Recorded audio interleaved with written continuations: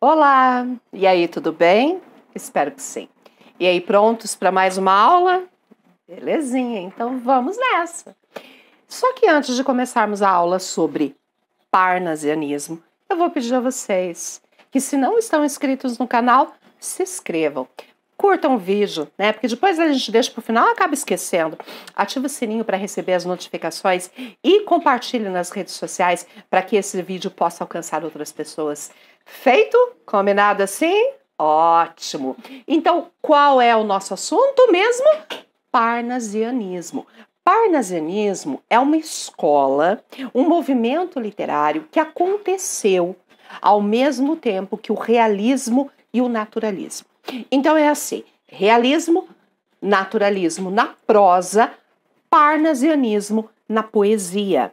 No Brasil, eu não posso falar num romance parnasiano, ok? Como eu não falo numa poesia naturalista.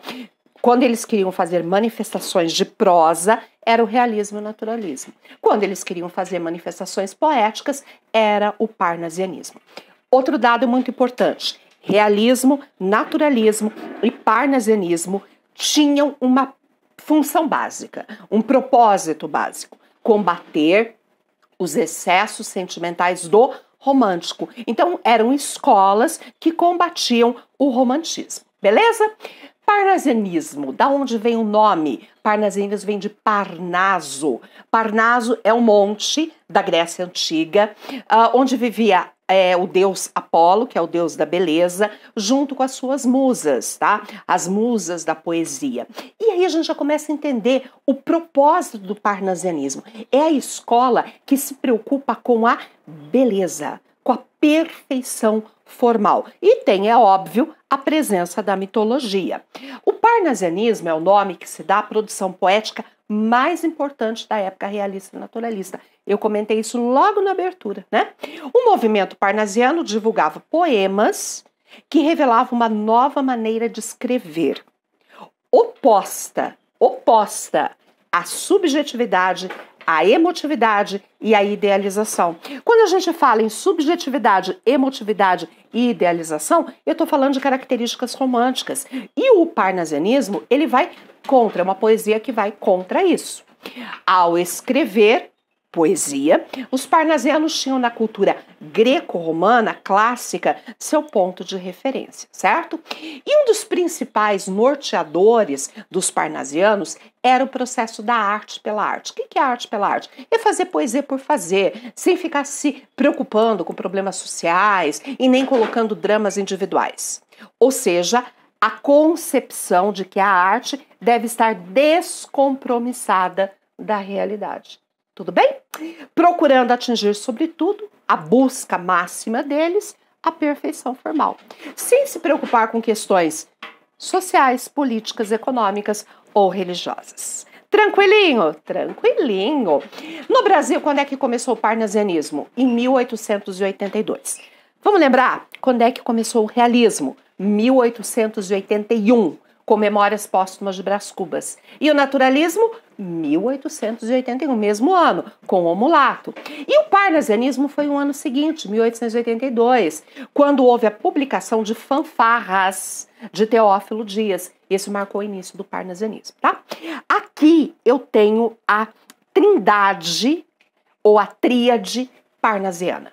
Os três principais escritores parnasianos brasileiros. Quem são eles? Alberto de Oliveira, Raimundo Correia e Olavo Bilac.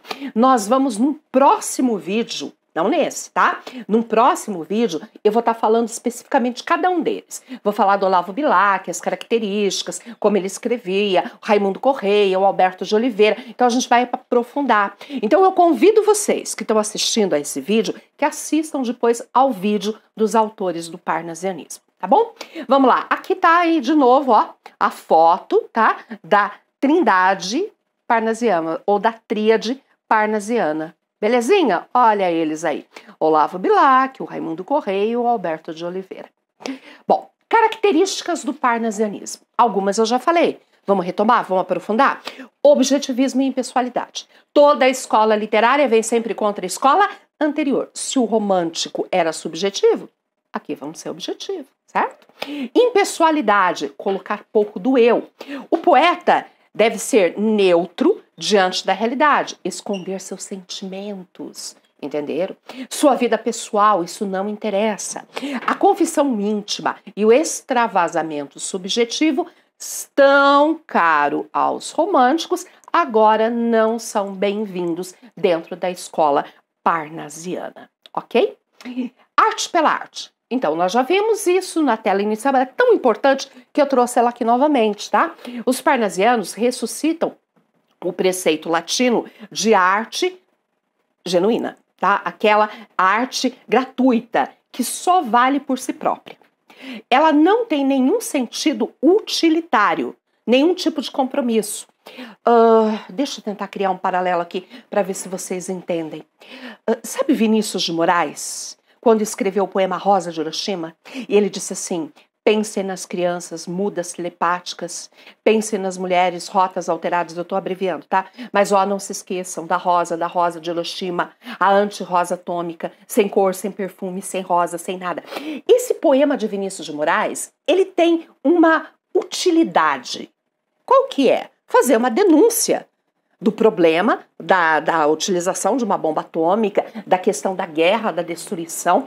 Para quê? Para avisar uma conscientização, uma transformação e que as pessoas não façam mais isso.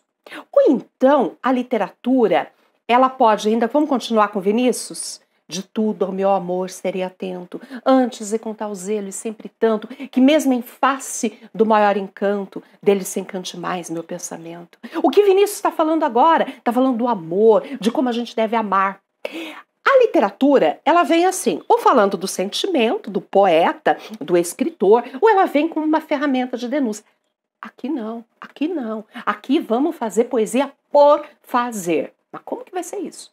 Eu não vou falar de problemas sociais, eu não vou falar de sentimentos e já explico qual vai ser a fórmula que eles vão usar. Culto da forma, uma grande preocupação estética, uma grande preocupação formal, tá? Resultado da visão descompromissada é a celebração dos processos formais do poema. A verdade de uma obra de arte passa a residir apenas na sua beleza. E a gente tem que entender que a beleza é evidenciada pela elaboração formal. O belo é a elaboração formal. Então, a verdade é igual à beleza, que é igual à forma. Tá certo? Então, a preocupação com a forma é sinal de que eu tenho a verdade e a beleza juntos. Ok? Como era a poesia do período? Já sabem que é a poesia, né? Predominantemente poético. Eles têm uma metrificação muito rigorosa. A metrificação é a escansão, a divisão do verso em sílabas poéticas. Então, por verso, vou na última palavra, encontro a sílaba tônica, conto até a sílaba tônica. E eu verifico se tiver uma palavra começando por uma vogal e a outra uma palavra terminando por vogal e a outra começando por uma vogal, eu tenho que ver se pronuncia junto. Se pronunciar, eu posso ter um caso de elisão e contar como uma sílaba só. Tem uma aula também sobre escansão de versos que vale a pena dar uma olhada, tá? Existem os chamados poemas de versos livres, que são poemas que têm tamanhos diferentes. E tem aqueles que têm uma metrificação regular, mas apuro formal. É o caso aqui, tá? Os versos devem ter o mesmo número de sílabas poéticas. Preferencialmente 12, que é o mais difícil, que são os versos alexandrinos. E também aparecem muitos versos decassílabos aqui, tá? Eles priorizam as rimas ricas. O que quer dizer isso? Então vamos devagarinho. Rima pobre é quando eu rimo palavras da mesma classe gramatical. Rimas ricas é quando eu rimo palavras de classes gramaticais diferentes. Então, olha só esse poeminha que eu tenho aqui de Vinícius de Moraes.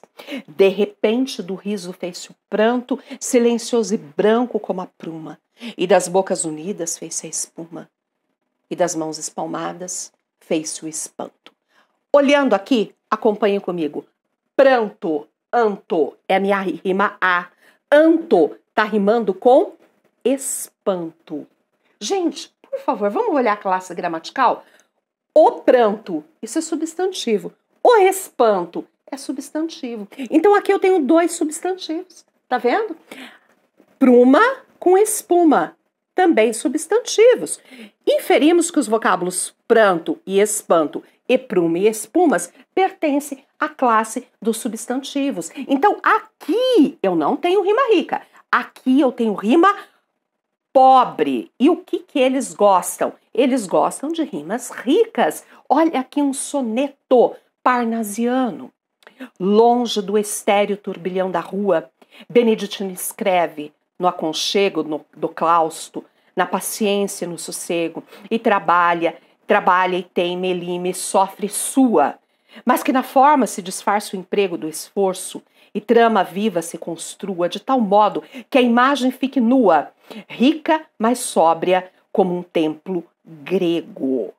Ok? O que ele está falando aqui? Sobre como fazer poesia. Sabe o que eu tenho aqui?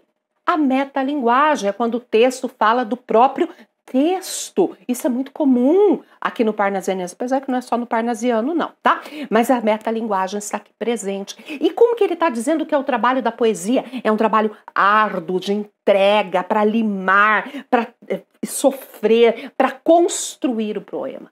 Olha que figura de linguagem muito bacaninha. E teima, e lima, e sofre, e sua. Isso chama-se polissíndeto, que é a repetição do conectivo e. Mas eu não estou para falar do polissíndeto agora, ok? E nem era o meu objetivo explicar o poema. Fiz para dar um toque a mais. Vamos olhar a rima? Olha o que acontece. Rua. Rua com sua. Opa! Rua é substantivo e sua é um pronome. É um pronome possessivo. Então aqui eu tenho rimas ricas, porque estão rimando palavras de classes gramaticais diferentes. Entendido, gente? Ó aqui embaixo, ó, vamos nesse. Construa com nua. Construa é verbo. E nua? Fique nua, tá? O nua aqui, ele já vai ser um adjetivo. Então, classes gramaticais diferentes. Belezinha? Tranquilo, né? Boa, boa. E aí, rimas, o esquema rímico. No período do parnasianismo, há uma ênfase no tipo de rima, principalmente essa daqui, ó, AB, AB, é a que eles mais gostam de usar, para as estrofes de 4 versos, que é o quarteto. Isso é o primeiro verso, rima com o terceiro, o segundo rima com o quarto. Primeiro com o terceiro, segundo com o quarto. Tem, nem, nenhuma espuma. Esse tipo de rima, AB, AB, aqui, a gente chama de rimas alternadas ou cruzadas. Eles gostam muito desse tipo de rima. Joinha? Então tá. Mas fazem outras também, viu? Não é só essas, não. Preferência pelo soneto. O que é um soneto? Soneto é uma forma fixa, tradicional, composta de 14 versos, divididos em 2 quartetos e 2 tercetos. Quarteto, estrofe de 4 versos. Então é assim, 4, 4, 3, 3, tá? E no final do poema, a gente tem como se fosse uma chave de ouro, que seria uma síntese de tudo aquilo que foi trabalhado dentro do poema. Vamos ver um exemplo de um soneto? A um poeta. Olha que lindo. Eu vou ler com vocês, tá? Longe, nós já tínhamos começado, agora vamos ver ele inteiro. Longe do estéreo turbilhão da rua, Beneditino escreve. No aconchego do claustro, no silêncio e no sossego, trabalha e teima e lima e sofre e sua. Mas que na forma se disfarça o emprego do esforço e a trama viva se construa de tal modo que a imagem fique nua, rica, mas sóbria, como um templo grego. Não se mostre na fábrica o suplício do mestre e natural o efeito agrade, sem lembrar os andaimes do edifício. Porque a beleza, gêmea da verdade, arte pura, inimiga do artifício, é a força e a graça na simplicidade. 4, 4, 3, 3. Isto é um soneto. 14 versos. Eles amam soneto, porque é uma forma fixa, tradicional e mais complexa de se fazer, de elaborar, né? E eles buscam por demais essa perfeição formal. Descritivismo. Ah, chegou. Então, lembra que eu estava falando um pouquinho atrás ali sobre a arte pela arte, né? Então, eles querem uma poesia que não tenha compromisso social e que não fale de sentimentos. Eu falei, como fazer isso? Com isso daqui, ó, descritivismo. Eles ficam um soneto inteiro, um poema inteiro, descrevendo um vaso, vaso grego, vaso chinês, preocupando-se com apresentar o revoar de umas pombas. Então, o descritivismo é uma forma que eles encontraram para ter a contenção emocional. O que é a contenção emocional? Diante de profundas alegrias, diante de terríveis tristezas, ele se mantém imparcial, sem externar emoções. Eliminando o eu, a participação pessoal e social, só resta ao parnasiano uma poética baseada no mundo dos objetos, objetos mortos, vasos, colares, muros, etc. São pequenos quadros fortemente plásticos visuais, fechados em si com grande precisão vocabular e frequente superficialidade. Beleza, meus amores? Muito bem. Agora eu vou até tirar o óculos para olhar melhor para vocês. Lindo, né? A proposta parnasiana. Isso deu muito certo lá na Europa. Aqui no Brasil não deu, não. Porque o brasileiro, ele é por si só muita carne, muita emoção. Carne não, muita emoção. Muito contato. E o que eles tinham que fazer? Uma poesia sem emoção, com contenção emocional, com impassibilidade. Como fazer isso?